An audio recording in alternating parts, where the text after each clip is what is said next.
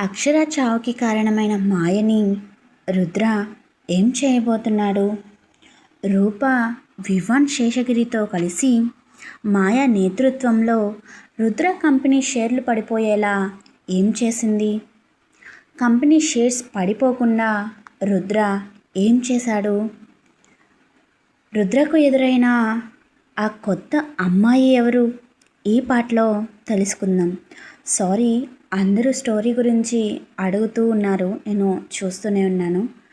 కానీ నా Gmail ID పోయింది. చాలా కష్టపడితే 4 డేస్కి రికవరీ అయింది. అందువల్ల నేను వీడియోస్ పోస్ట్ చేయలేకపోయాను. ఇక స్టోరీలోకి వెళ్ళిపోదాం. అక్షర చితిమంటలు ఆకాశాన్ని తాకుతుంటే ఆ పొగలో రుద్ర కళ్ళు ఎర్రపడ్డాయి. అన్వి స్పృహ తప్పి తన గుండెపై ఒరిగిపోయింది. ఒకప్పుడు అక్షర మీద ప్రేమతో నిండిన ఆ గుండె ఇప్పుడు కేవలం ప్రతీకారంతో రగిలిపోయే అగ్నిపర్వతంలా మారింది. అక్షర భౌతిక కాయం బూడిదవుతున్నా రుద్ర మనసులో ఆమెకు కట్టిన ఆ తాళి, ఆమెతో చేసిన ఆఖరి ప్రమాణం నిరంతరం ప్రతిధ్వనిస్తూనే ఉన్నాయి. శ్మశానం నుండి అందరూ భారమైన హృదయాలతో వెనుదిరుగుతున్నారు. విదుర్ రుద్ర భుజంపై చేయి వేసి, పదనాన్న, ఇంటికి వెళ్దాం. అన్వికి స్పృహ రాకముందే మనం ఇక్కడి నుండి వెళ్ళాలి అన్నాడు. కానీ రుద్ర కదలలేదు. అతని చూపు ఆ మంటల వైపే ఉంది. నాన్న, అక్షర కాలిపోవడం లేదు. నాలోని మంచితనం, నాలోని ఓర్పు కాలిపోతున్నాయి. ఇక మీదట మీరు చూసేది పాత రుద్రని కాదు. అక్షర ప్రాణం తీసిన ప్రతి ఒక్కరికి నరకం అంటే ఏంటో చూపిస్తాను అని రుద్ర అన్న మాటలు అక్కడ ఉన్న గాలిని కూడా స్తంభింపచేశాయి. అక్షరను కాపాడుకోలేకపోయాను అన్న బాధ అతన్ని నిల్వనీయడం లేదు. మరోవైపు మాయ విజయగర్వంతో తన విలాసవంతమైన గదిలో విందు చేసుకుంటోంది. షూటర్ నుండి వచ్చిన కన్ఫర్మేషన్తో ఆమె ఆనందానికి ఉక్కిరిబిక్కిరి అయిపోతుంది. విరించి ఆమె పక్కనే కూర్చొని మందు గ్లాసును పైకెత్తాడు. చీర్స్ మాయా, అక్షర చాప్టర్ క్లోజ్. రుద్ర ఇప్పుడు ఒక దేహం లేని ప్రాణం లాంటి వాడు. వాడు కోలుకోవడానికి ఏళ్ళు పడుతుంది. ఈలోపే మనం సింహ వంశపు ఆస్తుల మీద మన జెండా పాతాలి. అలాగే వాటిని నీ కొంగున కట్టేసుకోవాలి అన్నాడు విరించి. మాయ వెటకారంగా నవ్వుతూ, వాడు కోలుకోవడం ఏంటి డాడ్? అన్విని అనాథాశ్రమానికి పంపాక వాడు పిచ్చివాడై రోడ్ల మీద తిరుగుతాడు. అప్పుడు రుద్ర సామ్రాజ్యం నా కాళ్ళ దగ్గర ఉంటుంది. రూపా ప్లాన్ ఏమైంది అని అడిగింది. రూప ఇప్పటికే శేషగిరితో కలిసి షేర్ల విలువను పడిపోయేలా చేస్తోంది. రేపు పొద్దున్నే మార్కెట్ ఓపెన్ అయ్యేసరికి రుద్ర కంపెనీ విలువ 0కి పడిపోతుంది అని విరించి గర్వంగా చెప్పాడు. వారు విజయగర్వంతో ఊగుతుండగా ఒక్కసారిగా గది తలుపులు బద్దలయ్యాయి. నల్లటి సూట్, చిందరవందరగా ఉన్న చుట్టూ, ఎర్రబడిన కళ్ళతో రుద్ర లోపలికి నడిచి వచ్చాడు. అతని రాకతో ఆ గదిలోని విలాసం ఒక్కసారిగా భయంగా మారిపోయింది. మాయ భయంతో వణికిపోతూ గ్లాస్ కింద పడేసింది. రుద్రని చూసిన క్షణం రుద్ర, నువ్వు ఇక్కడ అని విరించి తడబడ్డాడు. రుద్ర విరించి మాటలను పట్టించుకోకుండా మాయ దగ్గరకు వెళ్ళాడు. అతని చూపుల్లో మరణం తాలూకు చల్లదనం ఉంది. రుద్ర మాయ జుట్టును ఒక్కసారిగా పట్టుకుని తన వైపుకు లాక్కున్నాడు. నా అక్షర చావును సెలబ్రేట్ చేసుకుంటున్నావా మాయా? నా బిడ్డ కన్నీళ్ళు నీకు మందు గ్లాసులో కిక్కుని ఇస్తున్నాయా అని రుద్ర గంభీరంగా అడుగుతుంటే మాయా గొంతులో మాట రాలేదు. ప్లీజ్ వదిలే రుద్ర, నువ్వు చేస్తుంది ఇల్లీగల్. నేను పోలీసులకు ఫోన్ చేస్తాను అని విరించి అరుస్తున్నాడు. రుద్ర తన జేబులో నుండి ఒక చిన్న డబ్బా తీసి టేబుల్ మీద పెట్టాడు. ఇందులో ఉన్నది అక్షర చితాభస్మం. తనని మంటల్లో కాల్చావు కదా మాయా, ఇప్పుడు ఈ భస్మం నీ కళ్ళ ముందే నీ సామ్రాజ్యాన్ని ఎలా బూడిద చేస్తోందో చూడు. నిన్ను ఇప్పుడే చంపను. చంపితే నీకు నొప్పి తెలియదు. నిన్ను బ్రతికించి ప్రతిరోజు చావాలనిపించేలా చేస్తాను అని చెప్పి ఆమె ముఖం మీద ఆ భస్మాన్ని విసిరికొట్టాడు. అక్షర అక్షర చావుతో రుద్ర పిచ్చివాడే తిరుగుతాడు అనుకున్న మాయ రుద్ర అలా వార్నింగ్ ఇచ్చి వెళ్తుంటే తీసుకోలేకపోయింది.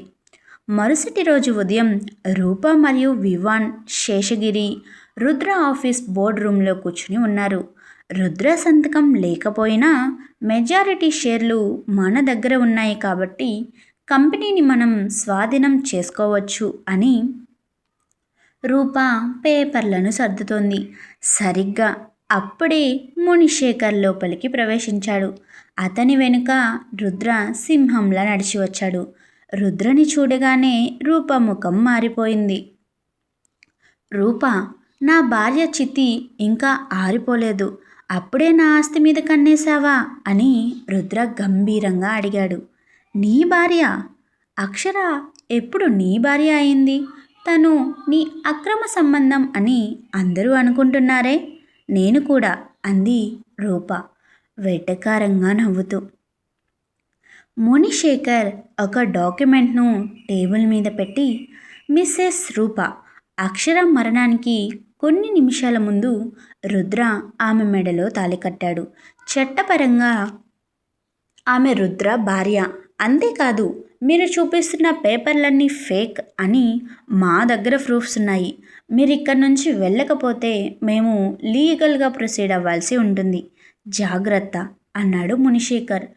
రుద్ర ఆస్తిని దక్కించుకోవచ్చు అన్న సంతోషంలో ఉన్న వివాన్ మునిశేఖర్ మాటలకు షాక్తో కూర్చున్న చోటే ఉండిపోయాడు. రూప కళ్ళ ముందే తన ప్లాన్లన్నీ తలకిందులయ్యాయి. రుద్ర రూప దగ్గరకు వెళ్ళి వంగి, నువ్వు నా మీద యుద్ధం ప్రకటించావు రూప. ఇప్పుడు నేను ఆ యుద్ధాన్ని ముగిస్తాను. ఈ నిమిషం నుండి నువ్వు రోడ్డు మీద ఒక బిచ్చగత్తెలా పరుగు తీసే వరకు నేను నిన్ను వదలను అని ఆమె చెవిలో చెప్పాడు. ఆఫీస్ నుండి ఇంటికి తిరిగి వచ్చిన రుద్రకి అన్వి ఏడుపు వినిపించింది. అన్వికి స్పృహ వచ్చింది, కానీ ఆమెకు మాట రావడం లేదు. కేవలం కన్నీళ్లు మాత్రమే కారుతున్నాయి.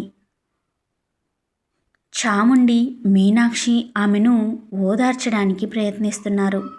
రుద్ర పరుగున వెళ్ళి అన్విని దగ్గరకు తీసుకున్నాడు. అన్వి, మీ నాన్నను వచ్చాను తల్లి, ఏడవకు అని రుద్ర ఎంత బ్రతిమాలినా అన్వి ఏడుపు ఆపలేదు. తన చిన్న చిన్న చేతులతో అక్షర ఫోటోను చూపిస్తూ ఏదో చెప్పాలని ప్రయత్నిస్తోంది. కానీ ఆమె గొంతు పెగలడం లేదు. షాక్ వల్ల అన్వికి పార్షియల్గా మూగుతనం వచ్చింది. అది చూసిన రుద్ర గుండె ముక్కలయ్యింది.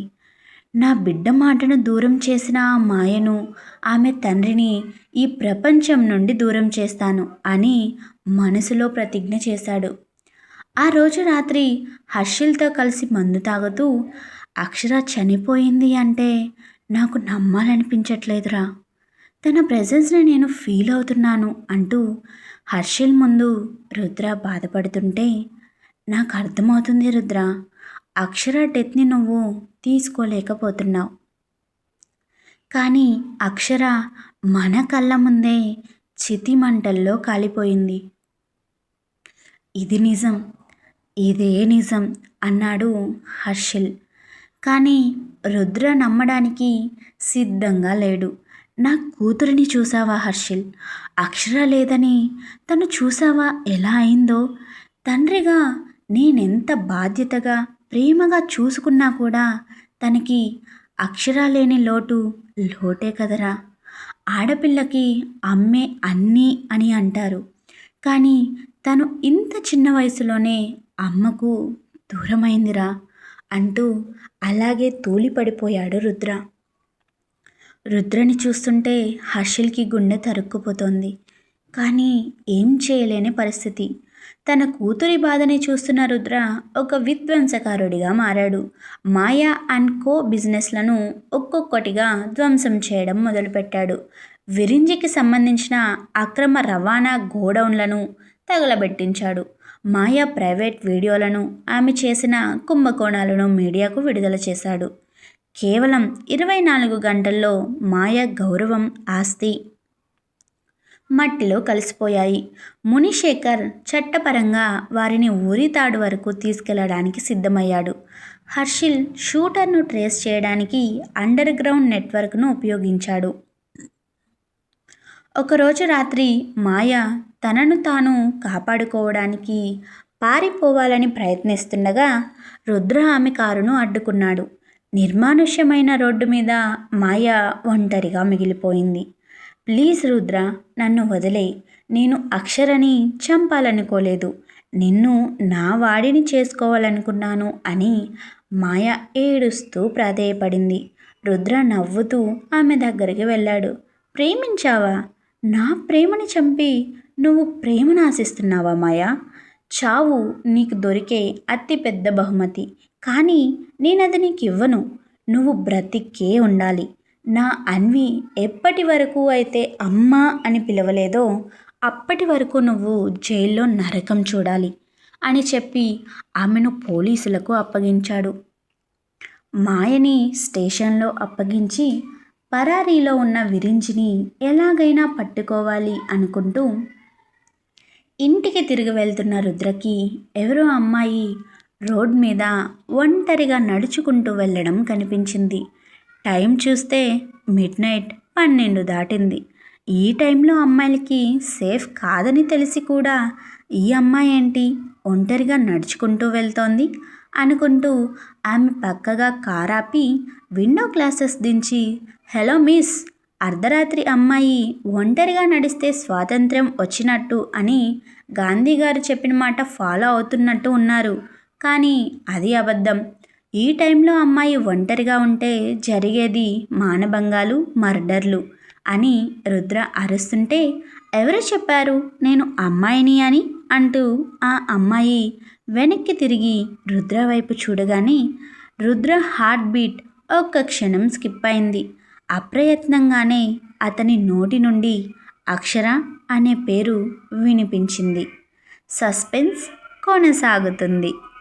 ఇప్పుడు నిజంగా రుద్ర చూసింది అక్షరానే అంటారా? అన్వికి మళ్ళీ తన నోటి మాట ఎప్పుడు తిరిగి వస్తుంది? నెక్స్ట్ పార్ట్లో తెలుసుకుందాం. Thank you for watching. Keep smiling, keep listening. నేను మీ Anisha Krishna, signing off. Subscribe.